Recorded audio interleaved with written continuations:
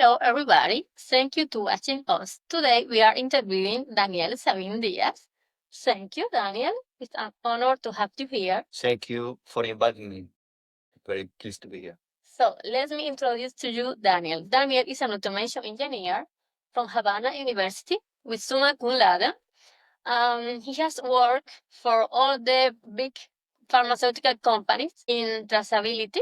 So he's an expert in that subject. He has experience as well as a teacher from the Havana University and as well in Belgium in the Ghent and Leuven University. So Daniel, could you please summarize the book for us? Of course. First, I'm very happy to be here and to share all this information with everybody. The book is very oriented to supply chain visibility. So everything related with that is in that book.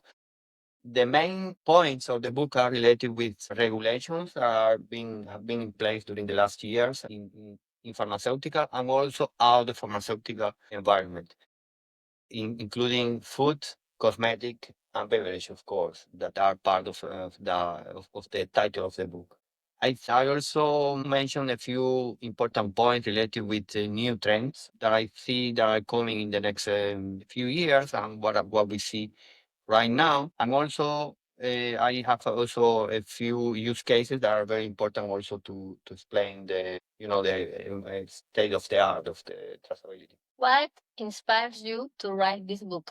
I started first thinking about every time I wanted to find information, the information was everywhere. So I found it in internet, then I wanted to find something, I didn't find it in the same way I had it before. So I think that the main idea was to have one place where I could find anything I wanted to have. I started first just looking at that, putting some tests, right, that organized. But then I said, okay, then I think this is gonna be okay for a book. And then that goes to the second point, and it's just sharing information. So I think it's very something that I wanted to do as well is just sharing that information with everybody. And that's a way to do it, right? You write a book and then everybody can read your book and then you share that information. And the third point is with this book to become kind of expert, right? And that's kind of gave visibility more than that I had before. So I'm considered more like a traceability expert now. So let's understand a bit about track and trace. What are the fundamental principles of track and trace systems? Yes, so track and trace systems are very common for many years, so this is not new. But what we have seen in the last years, let's suppose, for example, that we are talking about Amazon, for example. You buy a product in Amazon or something you buy, you're going to receive via post office, will get usually you get a message that okay, this product is gonna just left the warehouse, for example. Then you will have it in the next 3 days. Then that day you get a message, okay, you will receive it between 2 and 3 p.m., for example. And then you get a message that the product was delivered. So that you could think is just track and trace, and that's right. So that's track and trace, that's traceability. But that is just really very small piece of traceability because this is just the end of that cycle. The traceability is just really from when the product were created, and even further. So I speak this very with details in the book, and I mentioned that traceability is of course from raw materials to the product creation itself, and then from that product creation itself, when the product is finished, then to the final consumer, right? So that's really the path of the full traceability, and that's what everybody should be looking at. That's the general idea. Of course, this Amazon or post office is just kind of the product is already on the warehouse. It's just like a piece of that traceability or full traceability, the way I call it. Yes, serialization is key. I'll explain why. Serialization is just a way to mark an item or a product in unique way. So let's think about a bottle of wine, for example. The only way to really track and trace the bottle of wines are just mark them specific with a unique identifier. Why? Because then that's the way once this product is going into the supply chain, the way you can come back and verify, okay, you can check that number in the system, and then the system usually should be able to tell you, okay, this product was sold in a specific country. And that's what makes the difference. And then the other point is your serialization is very important, of course, and there are different ways to do serialization. There are different ways to put a unique identifier into an item. That would be, it could be via barcodes, like a QR code, data matrices. It could be also via RFID, for example. It's another technology that is very used in some specific situation. And we can also find others like IoT, like devices that are Internet of Things. This will give also information about traceability. You can identify the product in a unique way, but you can get also other variables on that IoT devices. And that's key. And the other element I think is important is aggregation, because when you do aggregation, I'll explain. So it's just a way to link, let's say you have 100 bottle of wine. Then that 100 bottle of wines, you can make a case. Well, in this case, we're going to be a big case. So you get a case, and then that case, you get a serial number for that case. For example, let's suppose there is a barcode, and that barcode or QR code, and that QR code has a serial number. And then you will be able to identify that case. You link that case serial number with the children. It's the way we call it in serialization and aggregation. It's just a kind of, those bottles are kind of the children of the case. And then when you ship that case or that pallet to a specific location, everything that is in that case is going to be also consider that was sent to that delegation. So what's the advantage of that? So in the supply chain, when you scan a pallet, for example, you are kind of getting information, you are marking all the products that are in that pallet, like what was received or is in that specific point of sale or in the warehouse, etc. So aggregation is very key as well. Okay. What are the biggest challenges in implementing these systems? There are, I would say, a few points are very important, right? One is these systems are very complex to implement. So they take usually, you can have a project that could take minimum 6 months. I could be like till I don't know 1 year, 2 years, or whatever, or whatever. It could be even more, but it depends of how you want to implement this. Because in pharmaceutical, for example, these regulations are very strict. You need to do aggregation as well. They are creating those products and manufacturing, packaging of medicine, and this can go very high volume, very high speed. So that takes time. And also, specifically in pharmaceutical, also you need to add validation on top of that, which is just also something that is complex. It requires a lot of and the other point is just integration. So integration between this system and our systems are very important. So let's say, for example, I always think about a mobile, a smartphone. A smartphone has like a many applications, as everybody knows, and then they share some kind of information between, right? Between them. It might be, for example, WhatsApp has the contact, also the normal calls application has the contact. So they are different applications that share the same data. Or they can share the same data. And this is what is happening also in manufacturing this system. So you need to find a way to connect with all the systems to get information. For example, if we are talking about manufacturing, there are packaging orders, for example, that information usually are in other systems that need to be shared with the systems that are doing serialization or aggregation, if that's the case. The important point is there are many systems in any environment, especially in manufacturing, and they need to like a kind of integrate each other. And that's the other element. How do pharmaceuticals differ from food, beverages, and cosmetics in track and trace requirements? Yeah, so this is a very interesting question, and I found this. I think the point that pharmaceutical is related with human health and or it could be also animal health, it has like a kind of very important or it's very important for everything. Right? And then you have food, right? But everything started with a pharmaceutical product. Why?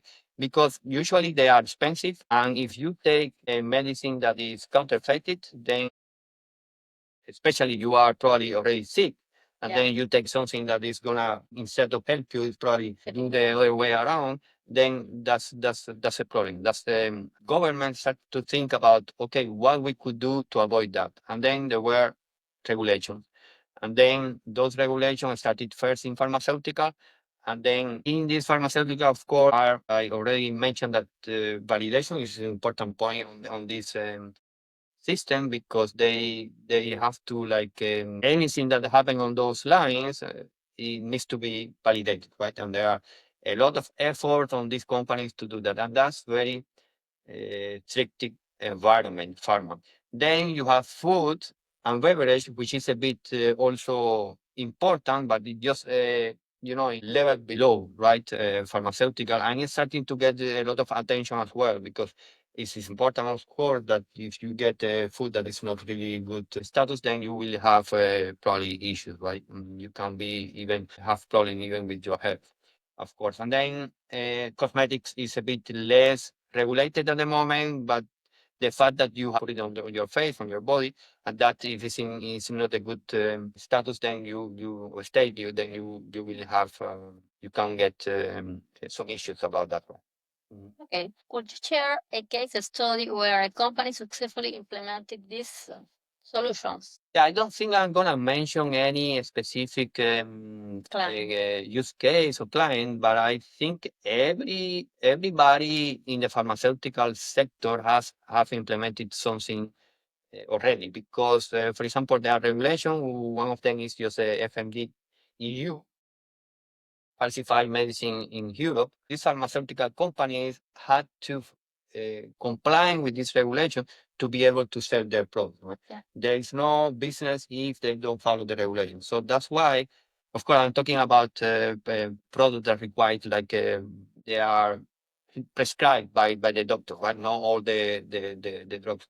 Those one are very specific, and then they have a regulation. And then every pharmaceutical company, all of them that wants to sell their products in Europe, for example, have to follow that those regulations, which means that they have to comply with all this. Of course, this is our specific there are specific environment. There is probably most of sometimes there is no really end-to-end traceability of the product, but the system is very robust. I would say, and it's working fine. I've been like working for years, like 6, 7 years already, and looks already very good. How does track and trace help with product recalls and counterfeit prevention?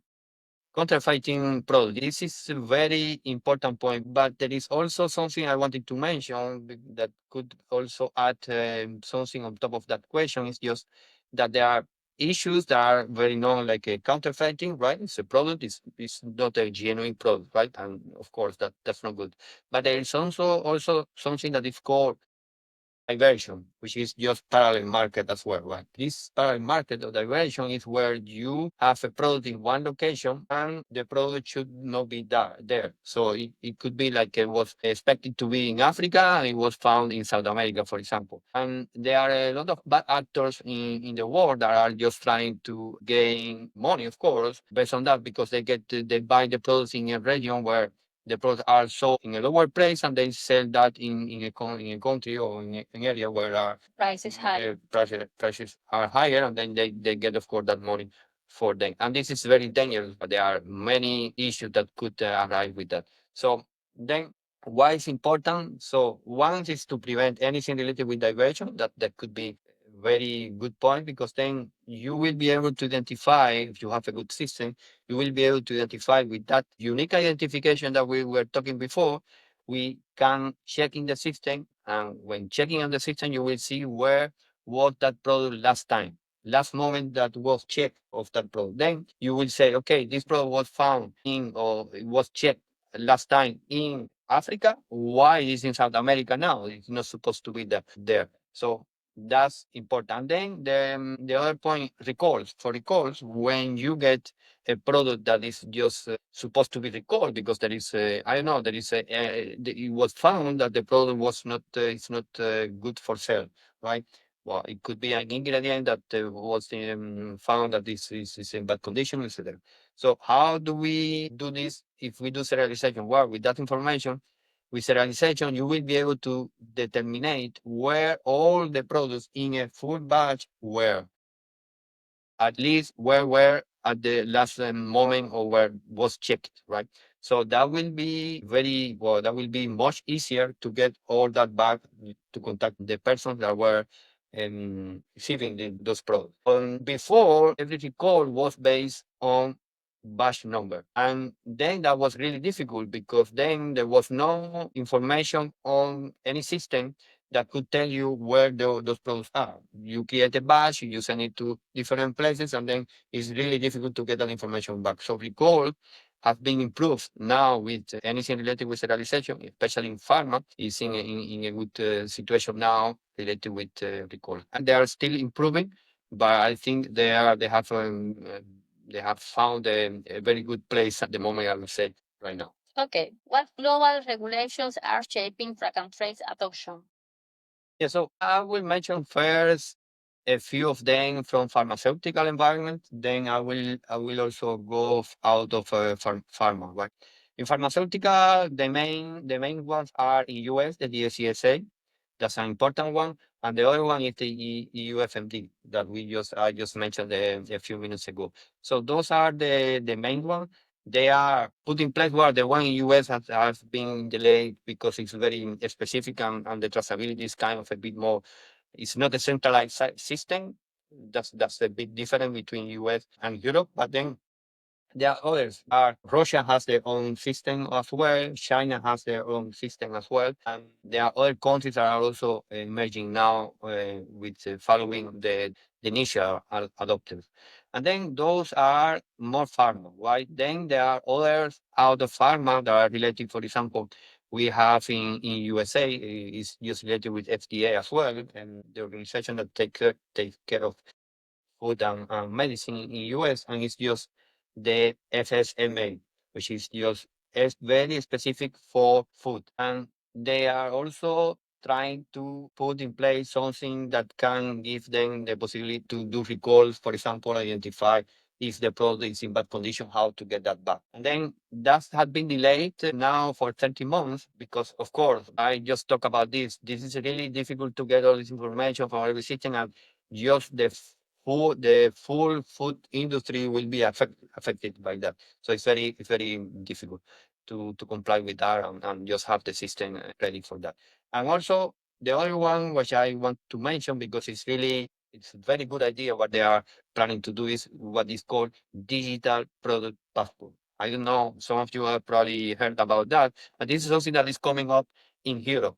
So there was a directive from EU that every product will have information about raw materials, everything that is coming to the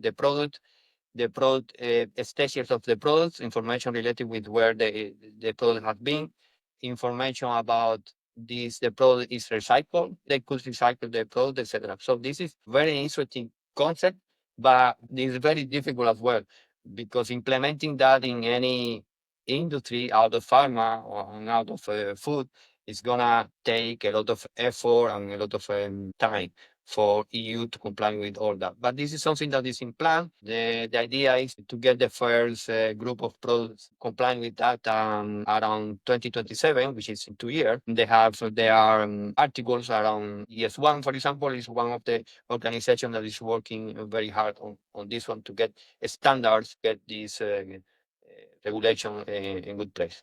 So, how do emergency technologies like AI and blockchain input? Yeah, so blockchain and AI are just some of those kind of new technology that have been the last years very focused on every company. Now, AI, for example, I have seen that in vision system, for example, are very important. They have very they have advanced a lot on what they are doing. For example, it's not specifically related with serialization, but to detect um, devices that have some defect, for example.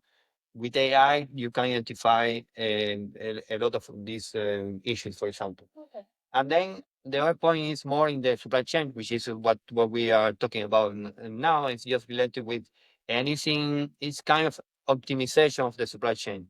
It is very critical now in the world we are living. Is just that we want to reduce the carbon footprint, for example.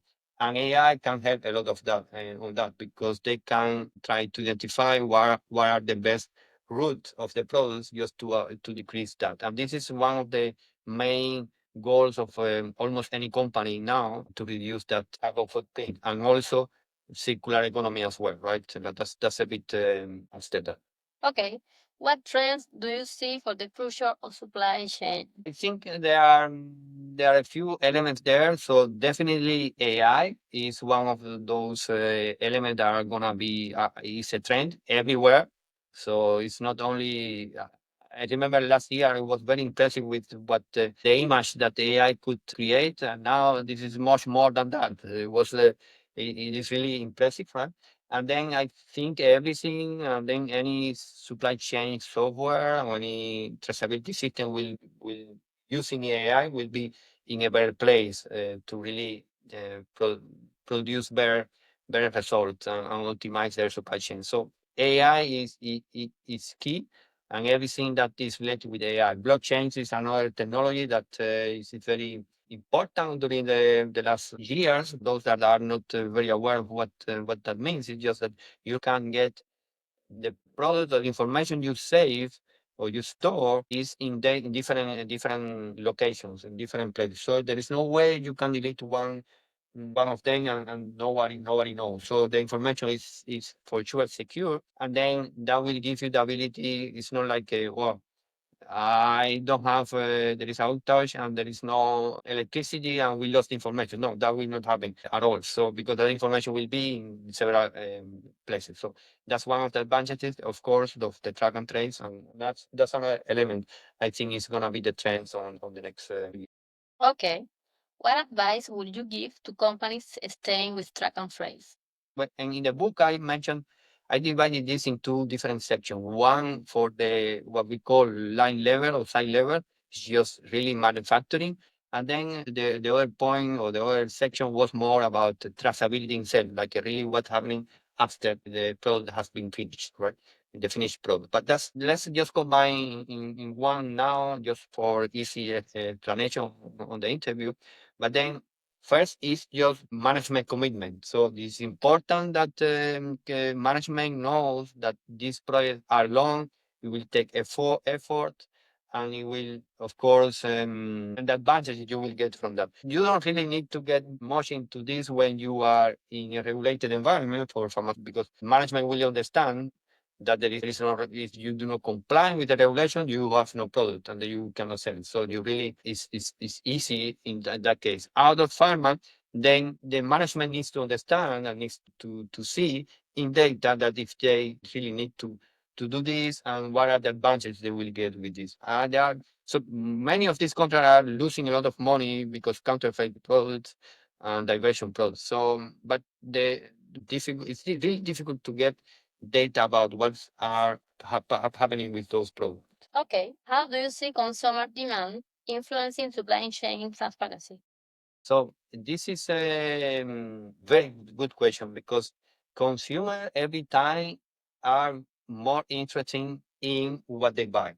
So they want to know what are how they created that product. What are the raw materials of that product? Where was created that product? Yeah. Who created that product? What are the steps in the supply chain they have been? Well, that's probably something very good to know as well. If they have been created in Australia, maybe you want to know how they came into Europe, for example. And and also what is very important is just, for example, recycle. This is very important as well, and this is one of the idea of the digital product passport I talked before, because then you will have the possibility with that product, you scan a QR code on that product, and you will be able to get a lot of information. And one of the information is, for example, if this product recycle, can you recycle that product?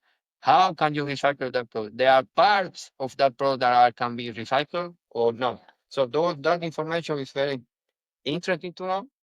And every time when the time is passing, I see consumers are very interested in see that when they buy something. Yeah. So this is, I think, one of the elements that are gonna be key in the next few years.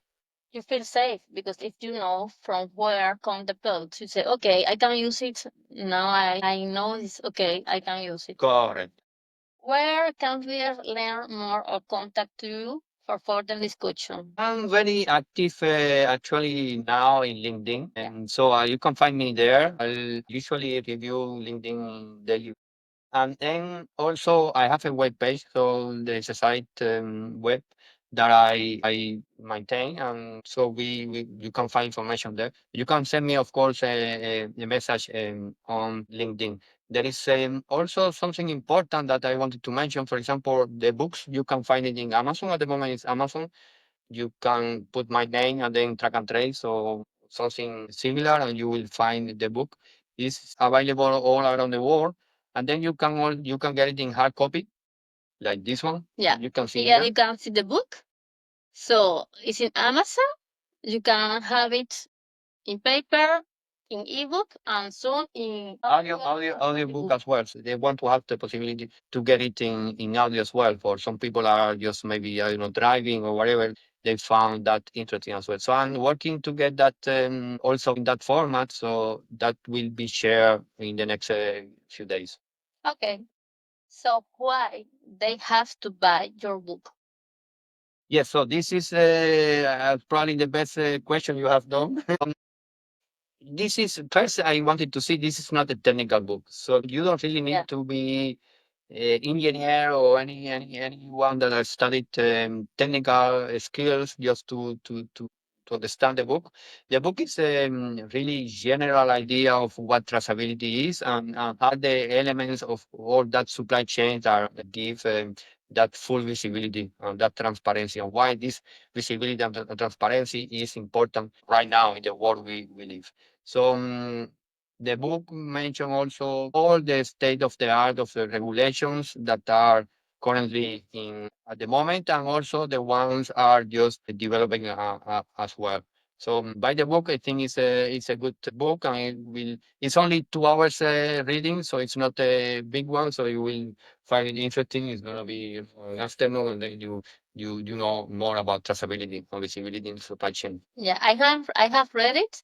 It's easy to read. You can learn a lot about track and trace and traceability.